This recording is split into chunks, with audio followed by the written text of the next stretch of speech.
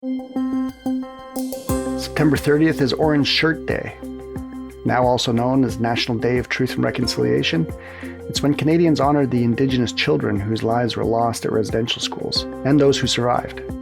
So this week I'm handing the mic over for a special episode of our leadership series. Our guest today is Phyllis Webstad, whose own experience at a residential school was actually the foundation for Orange Shirt Day. She's also an accomplished Northern Secwepemc author. Her latest work is a children's book called Every Child Matters, which Scotiabank is proudly gifting to Indigenous schools and educators across the country. Hosting the conversation is Sloane Muldoon. Sloane is the Senior Vice President of Global HR Services at Scotiabank. The conversation was recorded as part of a webcast just after the launch of Phyllis's new book. Sloane and Phyllis talk about that new book, the changes Phyllis has seen and how Canadians approach reconciliation in the decades since Orange Shirt Day began. She also opens up about her own journey towards healing, and much more. Before we begin, just a quick warning that this episode contains accounts of the violence that occurred at residential schools. I'm Stephen Maurice, and this is Perspectives. Now, here's Sloane Muldoon in conversation with Phyllis Webstad. Phyllis, you have an incredible personal history that has had a profound impact on how we recognize reconciliation in Canada through Orange Shirt Day. Welcome, Phyllis. Hello to everyone, and thank you for having me. So, Phyllis, this has been a big week for you, having just launched your new book, Every Child Matters. And it's truly a story that honors the history and resiliency of Indigenous peoples. How does it feel to have a story, particularly one that is so personal, made available in such a public way? It's surreal, it's amazing, and I'm excited that it's finally out there. I have some advanced copies that I've been giving away to people when I meet them, but to actually have the book in my hand and be able to look at all the months and months of planning and organizing and editing and rewriting and rethinking, and it's just amazing to finally have it in hand and ready. And I have books called Orange Shirt Day, Phyllis's Orange Shirt, and Every Child Matters is our slogan or our saying that goes along with Orange Shirt Day. And I've always wanted to have a book called Every Child Matters to explain what is meant behind that, because you see it all over the place, all over the world, really. Well, congratulations and many emotions, I'm sure, Phyllis. So you've been really open about your story as a survivor of the residential school system. Can you talk about the role that you hope this book will play in the journey of healing for other survivors, their families, and communities? Yes, that's so important. Orange Shirt Day was created to have conversation, originally just once a year, but it's turned into more than that. To have conversation and to honor survivors and their families and to remember those that never made it home. So my new book, Every Child Matters, is a part of the whole Orange Shirt movement to create conversation. And with conversation comes healing. We cannot heal from something that we do not talk about. For instance, my mother, like even in our own family, we talk about it more now, but 10 years ago, it was almost non-existent to talk about experience at residential school. And my mother did not know that I went to residential school until 2007. So that goes to show about how important it is to talk about what happened and to feel what happened. And with that comes healing. But there's also some that will never and have never talked about their experience. It's too painful. Like my grandmother, she talked about things she did and where they went, or maybe activities and happenings with other students, but she never talked about feelings, how she felt to be there. And so this book, my hope is that it will help, like Orange Shirt Day, to open the conversation about all aspects of residential school. Now, you talk about Orange Shirt Day, which you founded in 2013. So, in those 10 years, have you seen changes in how Canadians view the history of residential schools and reconciliation? Yes, most definitely. From the very first year in 2013, Orange Shirt Day has gone viral. It's like it's been divinely guided, something the creator, the ancestors, and I know the children are behind this whole orange shirt movement. And in the early days when my book came out in 2018, I went on a book tour mainly with elementary and high schools because that was the motivation for that book. I was being asked to go into schools, and it's hard to just stand there being just me. So I thought if I have a book, I can show them pictures and I could tell them the story that way, which really helped. And then it's changed over the last few years from elementary and high schools, and more corporate are contacting the Orange Shirt Society and myself and wanting presentations, as well as government and colleges and universities. And I really believe the children are teaching, going home and talking about what they're learning at the kitchen table. And so more adults are learning about what happened. It's amazing, Phyllis. And, you know, your latest book, Every Child Matters, it is a children's story, and it's beautifully illustrated by Carleen Harvey. And so you talked a little bit about why it's important to include children in this education and ensure they're part of the reconciliation journey. Can you just expand on that a bit? Mm-hmm. Yeah, I always go back to my own personal life story. I have 5 grandchildren. They are the first generation in 5 to be raised by their mother and their father. So what a change they're going to make in this world. My grandchildren are my future, for the generations to come. And it'll be them along with their peers that they go to school with and live with in this world that will be the change makers. They'll be the next doctors and lawyers and policemen and bankers, and they will grow up knowing what happened at these so-called schools and the impact that it's had on the future generations, impacts that we feel even today in 2023. And I believe only then can change happen, because if someone doesn't care, they're not going to make that effort to learn or to be a part of change. So I'm really happy that my grandchildren are learning the history. I talk to them at every opportunity that we can to teach them about their history, which is something that I didn't have growing up. Not a lot was talked about. We were in survival mode, and we still are in ways, but now I've learned, and I've learned the importance of talking about what happened. Thank you for sharing that. And you must be very proud of your grandchildren. Mm-hmm. Yes, very proud. Now, Phyllis, I had the opportunity to read the book myself over the weekend and again last night. And it's a very powerful story, and it seems to transcend the ages. So given that many of us, myself included, are still learning the true history of Canada, do you anticipate that the book carries a message that will resonate with more than children? Yes.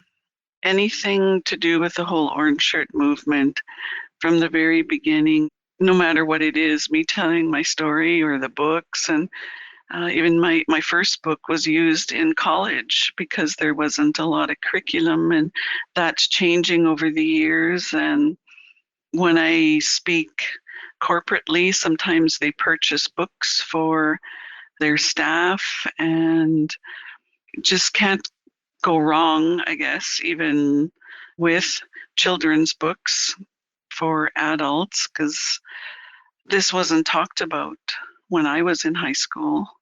and others that have told me their story, non-Indigenous people who have their PhDs, and they didn't learn this, maybe a chapter in a book during their entire time. So this is new for me as well, for Indigenous people to be talking about what happened. And it's also new for non-Indigenous in the world to be learning the history and what happened to us and the impacts. Would you be open to sharing an excerpt from your book with the webcast? Yes, yeah. I chose page 18 and 19, and then one other. When I arrived, my special shirt was taken and never returned to me. My hair was cut. I could not live with my family. I felt alone and confused. I felt unloved and uncared for. No one explained why I could not go home. It was a very difficult time. I felt like I did not matter. And that is the essence of Every Child Matters. So when I was at the mission, the St. Joseph Indian Residential School, 5- and 6-year-olds should not be comforting each other, and that's what was happening. And we could be sick, we could be lonely, hungry, sad, crying, but we only had each other to comfort us. There weren't adults to come and tell us that it would be better. And I've done a lot of therapy over the years. And one thing that I did while I was there was to my healing journey, and one of them is disassociation, where the physical body is in a situation that it doesn't like, as I was being held captive in this place, not able to go home. So my spirit would leave and I could go somewhere where I felt comfort, and that was home to Granny. And so that's something that I learned, and even today can do, disassociate. And in the book here is also a couple of dark pages, and for the children who didn't come home, you matter.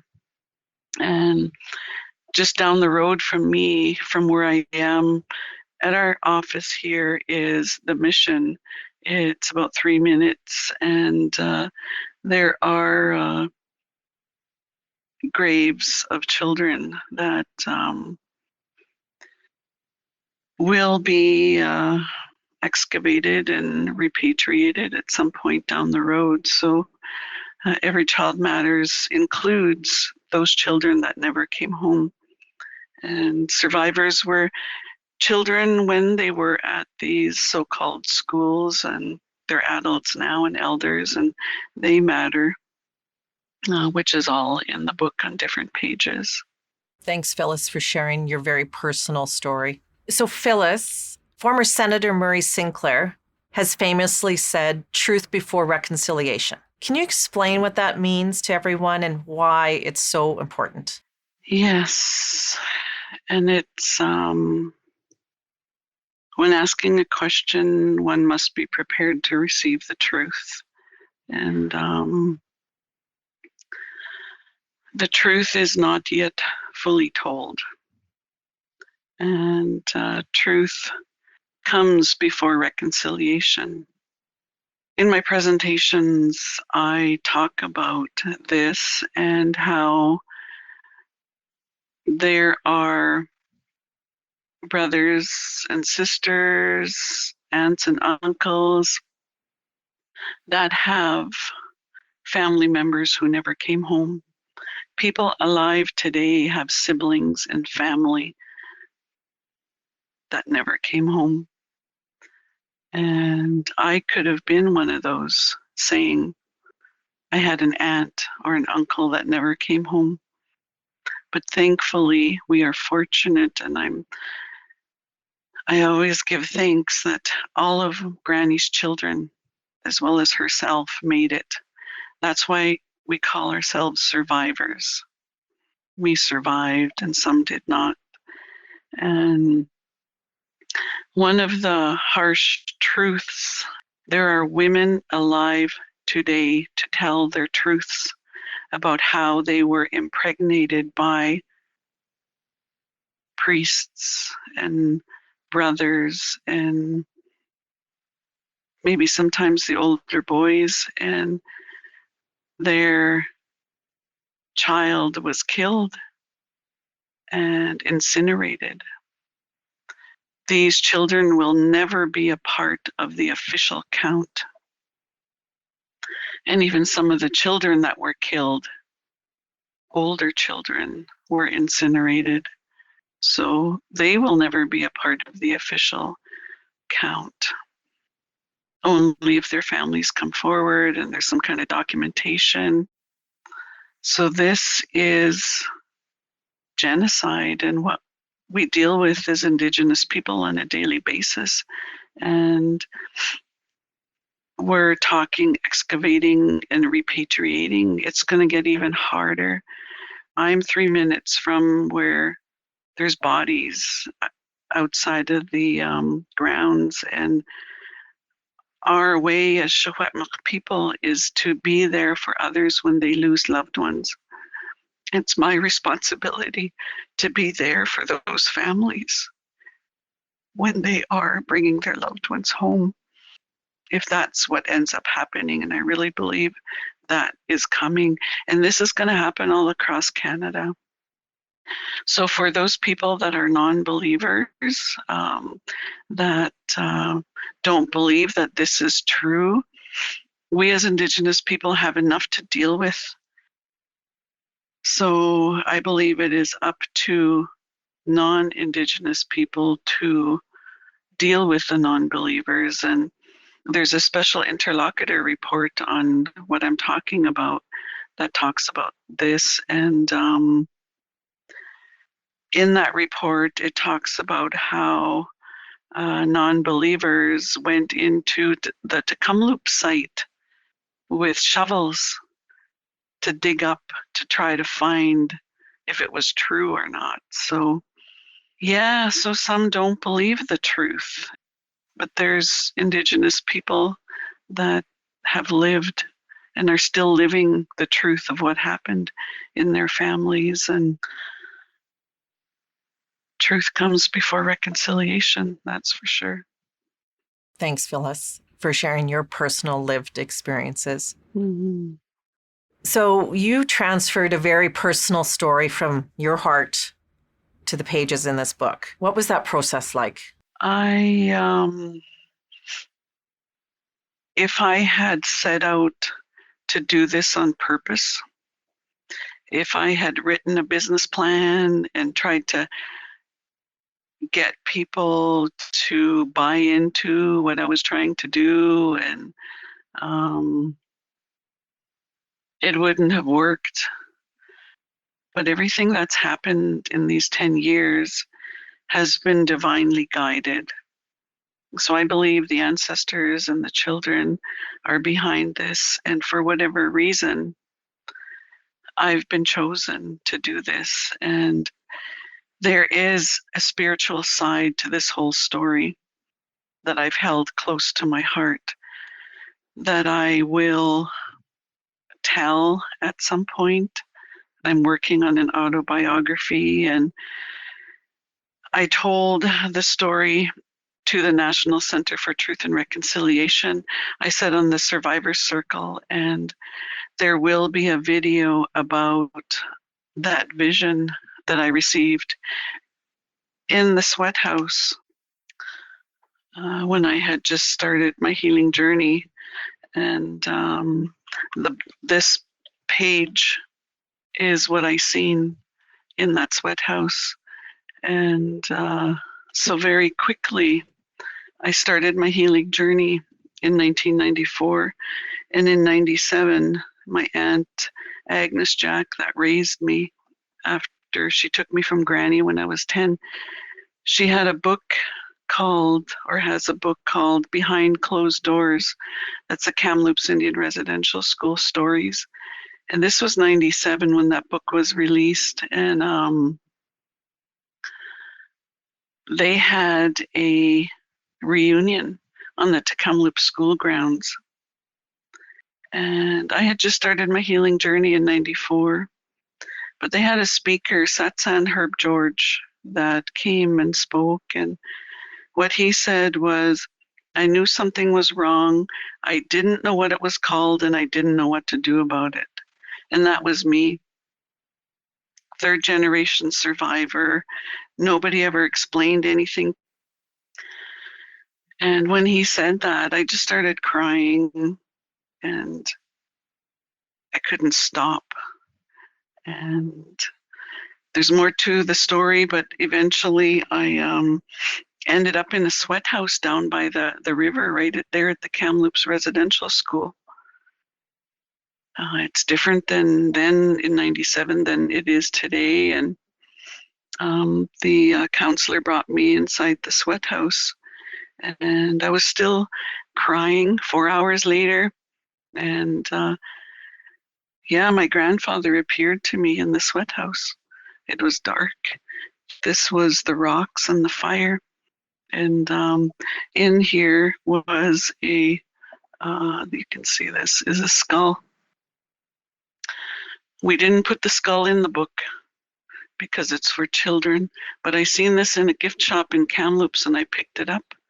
And it's like, when I have a hard time, I hold it because that's my grandfather. He was my daddy. Everybody called him daddy. I didn't know who my father was.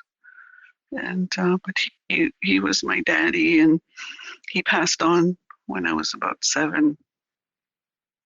But he spoke to me, and he talked to me. It was telepathic.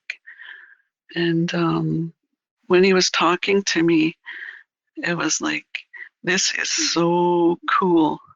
I'm going to remember what he's telling me. And I was still crying, and you know how you get after hours of crying. As he's talking to me, I'm like, yeah, okay, yeah, okay, yeah. And but when it was done, all I remember was, you're on the right path. Keep doing what you're doing. And I was like, really? Like, that was so cool.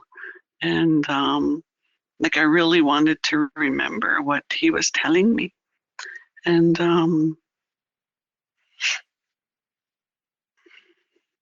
when I was looking in the dark in the sweat house at the rocks, if you've ever been in a sweat, and they put the sage on, and then it was like dancing. And when he started talking, I remember thinking, why are all those children there? But then my logic is, oh, they must be, just all the ancestors, or the children that passed on from years ago. Like, I didn't know about the children. Like, my aunt had kind of told me, but in my own healing journey, I was like fluffing my brain or something. But this was at the Kamloops. The children were right there. Just, I could throw a rock and they were right there. That's how close this happened. Right by the water, right where the children are today in Kamloops. So I went to Wolastoqiyik territory recently, last couple of weeks, maybe a month ago, and I was honored by Grand Chief Ron Tremblay in New Brunswick, and they were singing, and he was smoking his pipe, and when he was done his ceremony, he asked a guy that was sitting in the circle off to the side to sing. He talked to him in the language to sing a song. And when they started singing that, like, they had sung many songs, and I just sat there and listened. But when they started singing this song, I started crying. Not boo-hooing, but like, it affected me. It's like, I heard this song before. And I realized I heard it in the sweat house that day as my grandfather was talking to me. And when they finished singing that song, like, my assistant is looking at me, like, trying to pat my back. And I asked Chief Ron, if I could say something. I asked him, "What is that song that you just sung?" And they talked in their language, and he says, "The ancestor song." I was like, oh my goodness.